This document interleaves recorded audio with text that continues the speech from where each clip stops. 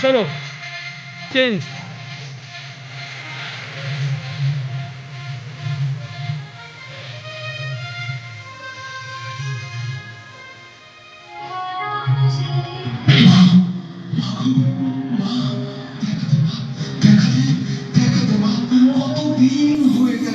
এত সাধনা কি বিফলে যাবে মা?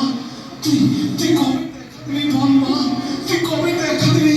আমি আমি কবে তোর দর্শন পাবো মা? আমি কবে তোর দর্শন পাবো? এত পাশানি কি করে হলি মা? এত পাশানি কি করে হলি আমার মা? তোকে আমি কত ডাকছি মা, দিন চলে যাচ্ছে, সময় ফুরিয়ে আসছে মা, তবু তুই দেখা দিবি রে।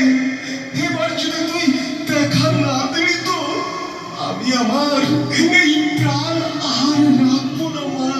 দেখা দে মা, দেখা দে, দেখা দে মা, দেখা দে।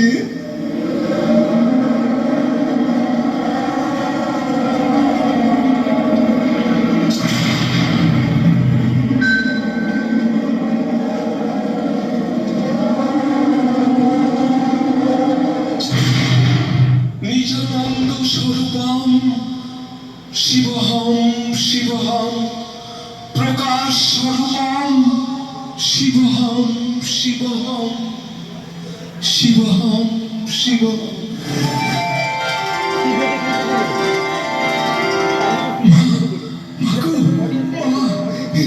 এই যে অখণ্ড জ্যোতি, আমি যে ভরসা করে ভেসে যাচ্ছি মা, আমি যে ভরসা করে ভেসে যাচ্ছি। বাছা রামকৃষ্ণ, দেখ আমি তোর অন্তরে ডাকে ছুটে এসেছি। উঠ, দেখ আমি তোর সামনে দাঁড়িয়ে আছি। আমি তোর ভক্তিতে তুষ্ট হয়েছি। জানিস বাছা, যে ভক্ত আমাকে যে রূপে ডাকে আমি তাকে সেই রূপেই দর্শন দিই।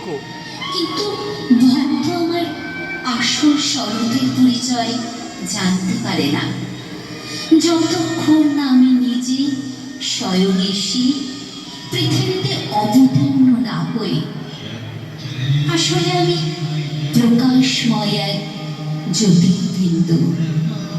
তুই কালী রূপে আমার দর্শন করলি, কারণ তুই মায়ের রূপ ভালোবাসিস বলে। কিন্তু আসলে আমি নিরাকার, স্থূল ও সূক্ষ্ম দেহ থেকে আলাদা। ভিন্ন ভিন্ন নামে কেউ আমাকে আল্লাহ, খোদা, ঈশ্বর বলে ডাকে। আমি জন্ম মৃত্যু থেকে আলাদা, অজর, অমর, অবিনাশী, শাশ্বত সনাতন জ্যোতি স্বরূপ পরমাত্মা শিব। সারা বিশ্ব সংসার আমার সৃষ্টি, আমি ব্রহ্মাণ্ড নিবাসী। এই জগৎ সংসারে প্রত্যেকটি জীবাত্মা পরমাত্মার সন্তান, অজর, অমর, অবিনাশী আত্মা। আমি আত্মারই পিতা ও মাতা, তুই আমারই সন্তান।